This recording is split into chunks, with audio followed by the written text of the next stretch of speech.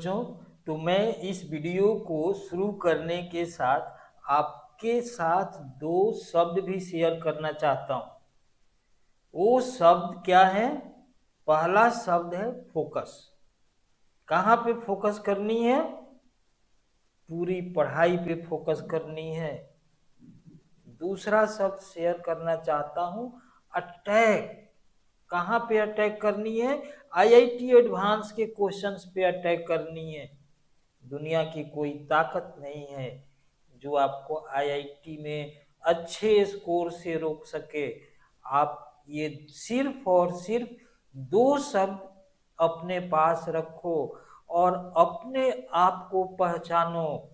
देखो, इस क्वेश्चन को सॉल्व करनी है, हमें फोकस करनी है, फोकस क्वेश्चंस पर करनी है और फिर क्वेश्चन पे अटैक करनी है। तो पहला काम क्या कर रहे हैं कि हम क्वेश्चन को फोकस करके एक स्टेप आप इसको सिंप्लीफाई कर देते हैं। क्या करेंगे? सिंप्लीफाई कर देंगे। पहले देखिए, ये हो गया root of 2 cos square X और इधर as usual 2 tan inverse tan X. ऐसा हमने सिंप्लीफाई कर दिया। अगले स्टेप में क्या लिख रहा हूं कि mod of cos X, under root cos square X को आप मॉड कॉस एक्स रखोगे, रूट 2 को कैंसिल कर दोगे, tan इनवर्स tan एक्स। अब देखना है कि ये इक्वल होंगे, मीन्स मॉड कॉस का ग्राफ खींच देना है और tan इनवर्स tan एक्स का ग्राफ खींच देना है। तो आप कहाँ तक ग्राफ खींचेंगे? क्वेश्चन के अकॉर्डिंग ग्राफ खींचेंगे। ये हो गया π/2। सपोज कर लो कि π/2 हमने एक वर्टिकल लाइन ले लिया और 3π/2 भी एक वर्टिकल लाइन ले लिया। इधर हमने एक वर्टिकल लाइन -π/2 ले लिया और एक वर्टिकल लाइन -3π/2 ले लिया। यहाँ पे -3π/2 है, ये -π/2 है, ये 0 है, ये π/2 है और ये 3π/2 है। हमने क्या किया कि -π/2 से π/2 तक में कॉस का ग्राफ खींच दिया। देखिए, ये कॉस का ग्राफ खींच दिया। अब ये जो है, ये एक पीरियोडिक फंक्शन है जिसका पीरियड पाई है। तो ये जो वैल्यू है π/2, तो फिर यहाँ पर ये वैल्यू ऐसे आ गया और इधर से ये वैल्यू ऐसे आ गया। अब आपको क्या करनी है? आपको tan का ग्राफ खींच देना है। देखिए, tan का ग्राफ आप खींच दिए, या ये लाइन सेगमेंट हो गया, यहाँ पे इंटरसेक्ट नहीं करता है, अनडिफाइंड होता है। आप इसको मिला दिए, फिर यहाँ पर क्या किए? इसको मिला दिए। जितने इंटरसेक्शन पॉइंट हैं उतने नंबर ऑफ सॉल्यूशन है। क्या मिल गया? 1 2 3। आंसर क्या आ गया? 1 2 3। This is focus and attack. Answer is 3। अब आप आ जाओ नेक्स्ट क्वेश्चन पे। अगर आपको वीडियो अच्छा लगता है तो आप प्लीज लाइक एंड सब्सक्राइब जरूर कर दीजिए। अब देखिए, ये जो क्वेश्चन है 100% थ्योरेटिकल टाइप का क्वेश्चन है।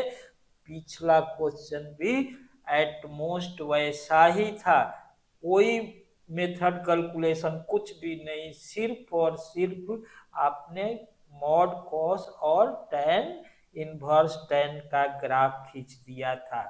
अब आप देखो, अगर हमारे पास 2 सेट्स हो, मैं बोलूं कि एस की कार्डिनलिटी, एस में कितने नंबर्स हो सकते हैं? कितने एलिमेंट्स? इनफाइनाइट।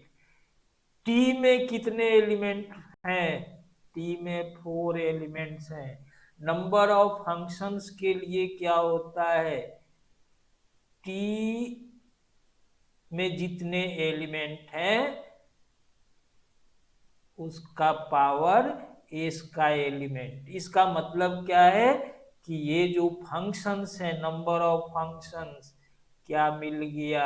इनफाइनाइट मिल गया। देखो 100% कंसेप्चुअल है। ये इनफाइनाइट इधर से आ गया, लेकिन मल्टी करेक्ट है। तो मल्टी करेक्ट है तो नेक्स्ट, अभी हम नेक्स्ट ऑप्शन पे जा रहे हैं यार। Stick infinitely sticking, infinitely strictly increasing function बोल रहा है। There are infinitely strictly increasing function. तो अब आप देखो स्ट्रिक्टली इंक्रीजिंग फंक्शन, पहले कोई भी अगर मैं फंक्शन ऐसे कंसीडर करूं, सपोज कीजिए कि जब मैं फंक्शन डिफाइन करने की कोशिश करूंगा, यहाँ पर तो आ गया कि भाई इस तरह से इनफिनाइटली फंक्शंस बने हैं।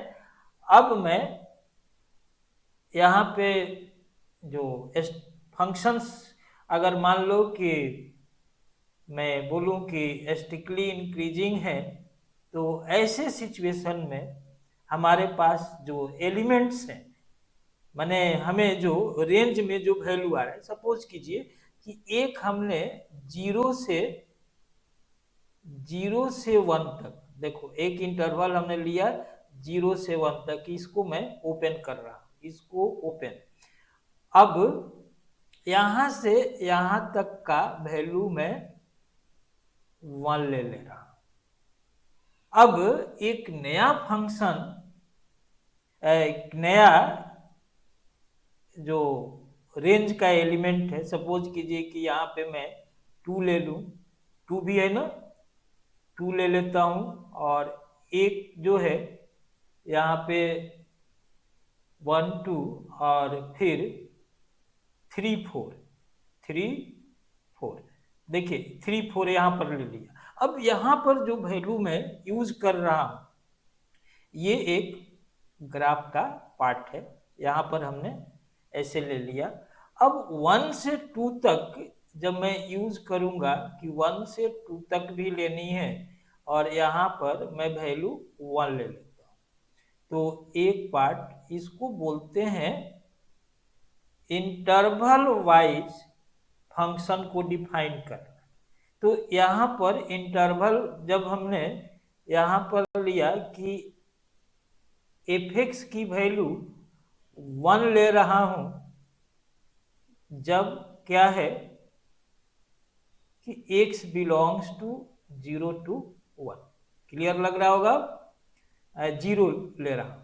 यहाँ पर f1 हमने डिफाइन किया, इसकी वैल्यू एफ डिफाइन किया और कहा कि इसकी वैल्यू 1 है, जब यहाँ पर x की वैल्यू 1 से 2 तक ले रहा हूं, और एफ की वैल्यू 3 ले लूं, तो x की वैल्यू 3 और 4 के बीच में, ठीक है जी। तो अब यहाँ पर ये आपने 1 ले लिया है, यहाँ पे जो वैल्यू है ऐसे ले रहा हूं, तो ये 3 और 4 में, सॉरी यहाँ पे थोड़ा ऊपर ले लेता हूँ, 2 यहाँ आ गया, 3 यहाँ आ गया, तो यहाँ पर ले लेता हूँ, यहाँ पर यहाँ से यहाँ तक एक, तो ये इंटरवल वाइज ये फिक्स वैल्यू आ रहा है। और यहाँ पर हमने जो यूज कर लिया, तो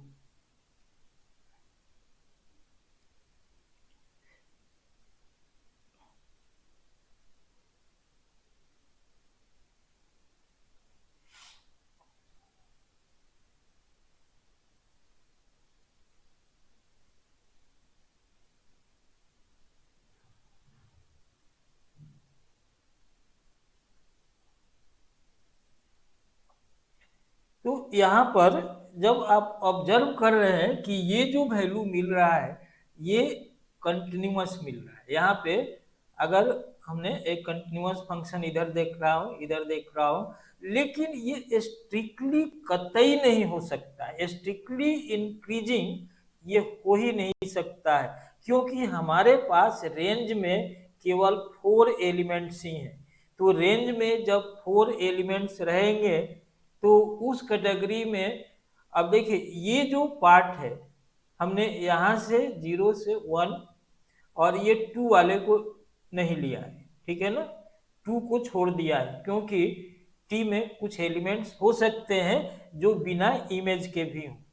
तो इस कैटेगरी से मैं देख रहा हूं कि अगर इनफाइनाइटली स्ट्रिक्टली फंक्शन की बात आ जाए तो भाई सही बात यही है कि एक भी स्ट्रिक्टली इंक्रीजिंग फंक्शन पॉसिबल नहीं है। क्लियर हुआ? क्योंकि देखिए ये जो ग्राफ है, ऐसे बहुत सारे जो पॉइंट्स हैं, माने बहुत सारे डोमेन के जो एलिमेंट्स हैं वो 1 से मैप्ड है। तो यहाँ पर जो वैल्यू कह रहा है कि there are infinitely striking function, तो ये क्या हो गया? गलत हो गया। The number of continuous functions from S to, अब देखो यहाँ पर ये एक कंटिन्यूअस का मैंने एग्जांपल दे दिया, ये बहुत काम आ रहा है। तो ये 4 एलिमेंट्स थे, हमने इसमें से केवल 3 ही एलिमेंट लिया है, लेकिन 4 में से कोई भी 3 एलिमेंट ले सकते हैं। तो ये क्या हो जाएगा? 4c3 इंटू 3 का फैक्टोरियल हो जाएगा, रीअरेंज कर सकते हैं। तो रीअरेंज किए तो यहाँ पर क्या हो गया? 4 इंटू 6 मीन्स 24। तो 24 क्या है? एटमोस्ट 120, माने 120 से लेस होना चाहिए। ये क्या है? 120 से लेस और इक्वल होना चाहिए, तो ये करेक्ट हो गया।